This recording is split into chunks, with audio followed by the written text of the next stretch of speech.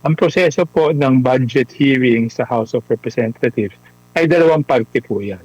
Unang-una po yung tinatawag na budget pre-plenary budget hearing, no? Diyan po sa pre-plenary budget hearing, napaka-stricto po ng House of Representatives, no? Ang rene-require nila diyan is mismong yung cabinet secretary ang mag-attend at hindi sila pumapayag na hindi mag-attend yung cabinet secretary. Pag hindi nag-attend yung cabinet secretary dyan, i-defer yung budget ng departamento na yon. So napaka-stricto pagdating sa bagay ng pre-plenary. Dahil doon lang po sa pre-plenary nyo pwedeng tanungin ng direkta yung budget secretary. Kasi pagdating po doon sa plenaryo, hindi na pwedeng magsalita yung yung secretary ng departamento. Ang magsasalita doon is yung mga vice chairman na nagdedepensa ng budget ng isang departamento, no? Ngayon, pag nagpunta po sa pre-plenary, yan po yung napapanood nyo na ipapakita ng department secretary kung papaano nila ginastos yung pondo ng kasalukuyan at nakaraang budget at kung ano yung basihan at bakit sila humihingi ng ganitong halagang budget pagdating sa susunod na taon, no? So, napakahalaga yung prosesong yan dahil kailangan nilang depensahan na ginastos nila ng tama, kailangan nilang depensahan yan na nagastos nila karamihan ng pondo at naibalik sa taong bayan bilang serbisyo o proyekto, no? So, isipin nyo, ganun ka-stricto yan.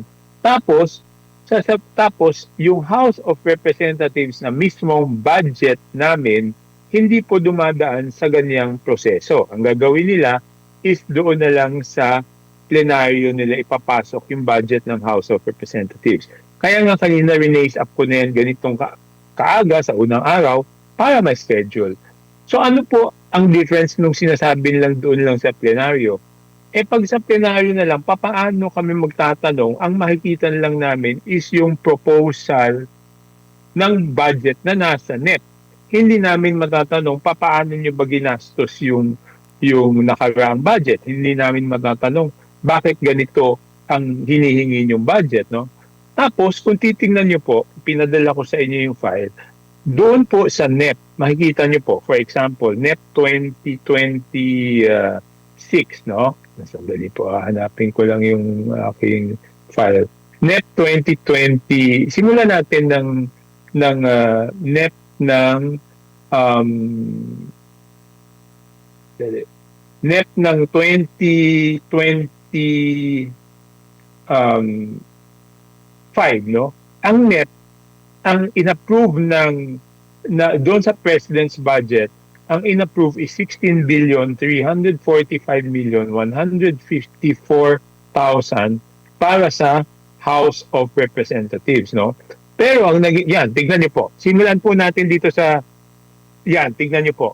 2025, 16 billion lang ang sa NEP. 16,345,154,000. Ang naging total budget pagkatapos ng GAA is 33,670,000,000. Ibig sabihin, nagdagdag doon sa BICAM ng 17,324,846. Mas malaki pa nga po yung dinagdag kaysa doon sa original budget eh. Ngayon, 2026 haya naman. Ang NEP budget is 17,202,000 202,099,000. Paglabas ng General Appropriations Act, naging 27,702,099,000, no? So, nadagdagan ng 10,500,000 pesos. O ngayon naman 2027, nagpropose na naman kami na 17 billion plus. So, bakit hindi dumadaan yan sa pre-plenary? Bakit hindi nila pinapaliwanag kung paano nila ginastos yung previous year's budget, nagastos ba ng maayos o hindi? At bakit, anong basihan para humingi ng 17 billion at ano ang basihan later on, nahihingi pa sila ng extra pagdating sa BICAM. So, ang hirap naman nun, no? Lahat ng ahensya, kahit Office of the President, humaharap dyan through the Executive Secretary, Supreme Court, humaharap dyan sa pre-plenary. Tapos yung House of Representatives, ayaw nilang paharapin. Tapos napaka-alanganin naman yung sagot kanina, di ba? Sabi, i-discuss daw. Ano pa man dapat i-discuss doon? Bakit double standards? No? Bakit double standards? Bakit yung House of Representatives ay exempted doon sa pagbusisi sa sariling budget ng House of Representatives? Opo, lalo na sa gitna ng issue ng impeachment na pinapa-account nila, sinasabi nila na may maling nagawa daw sa paggasta ang Office of the Vice President, ang DepEd sa gitna ng issue pa ng sinasabing korupsyon dahil sa flood control. Nandun pa ulit yung pagbuhay ulit sa issue na panawagan na dapat maging pantay na yung liquidation, hindi lang po certification, dapat mas maging role model ang Kamara o ang Kongreso po dito sa pagiging transparency, Congressman. Tama po ba? Yun ang akin naman tinutulak eh. 'Di ba? If we want transparency from all departments, dapat kami ang maging halimbawa. Kasi yung budget nang gagaling sa amin eh. Kaming nagbubusisi ng budget ng lahat ng departamento. Tapos yung budget namin mismo, ayaw nilang ipabusisi. 'Di ba? Parang lokohan naman yata yun, 'di ba? Nasaan yung accountability doon kung mismong yung budget namin ayaw nilang ipabusisi, 'di ba? Dapat ipabusisi. Tama yung sinabi ko rin yan kanina, 'di ba? House lang ang merong liquidation by certification. Tapos ayaw pa nilang paalam kung paano ginastos yung pondo doon. Yun lang naman yung akin eh, 'di ba? Bakit exempted yung House of Representatives sa kalakaran? Tapos sabi nila, ang sagot sa akin kanina ni Chairperson Mika Swansea, meron din daw ibang maliliit na departments na hindi dumadaan sa pre-plenary. At pwede naman daw na yung House of Representatives budget hindi dumaan sa pre-plenary.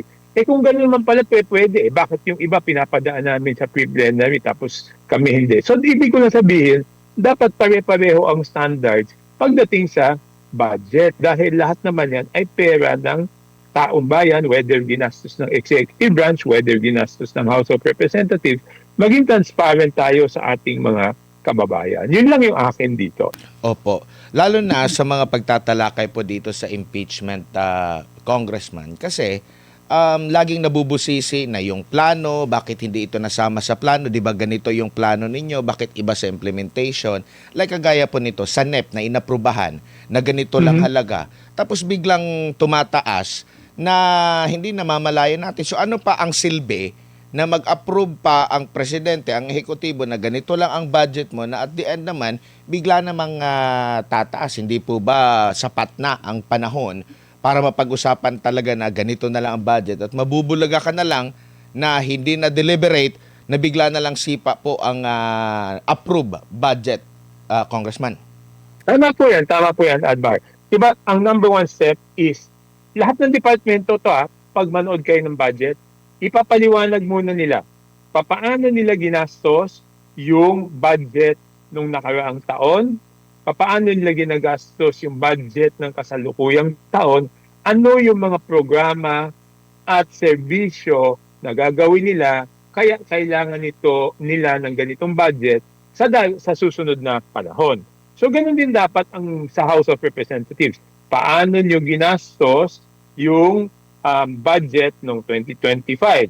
Ano ang status ng paggastos ng 2026? Ano ang mga plano at programa na gagawin kaya't kailangan nyo nitong budget na ito. 'Di ba? Para pagdating naman sa susunod na taon, tatanong natin, nasunod nyo ba yung mga plano at programa nyo para sa House of Representatives, 'di ba? So, hindi ko maintindihan ayaw, 'di ba? Bakit pa kailangan pag-usapan sa leadership 'yon kung papayag o hindi? Ang hinihingi lang naman natin is transparency, ipakita, no? So bakit kailangan pang, hindi naman kailangan mahirap na desisyon 'yun.